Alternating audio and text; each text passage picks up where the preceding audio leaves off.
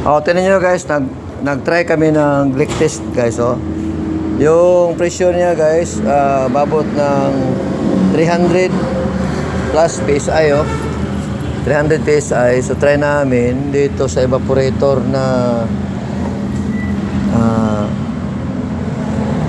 binaklas na unit. Tingnan namin kung may problema ba yung niya, yung evaporator, kung mag-leaking.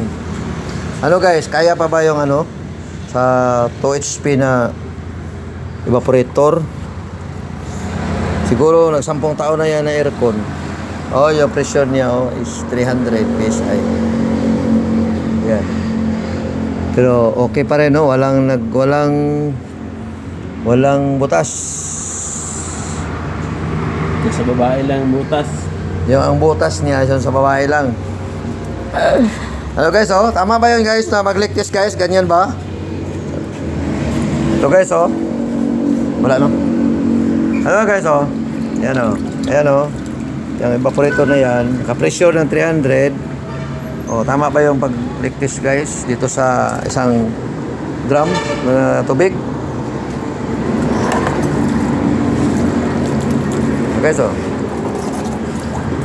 yeah. Pwede namin ikabit ngayon.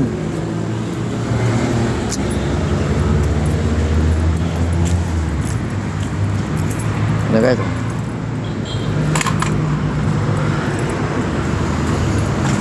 assemble namin yung isang unit.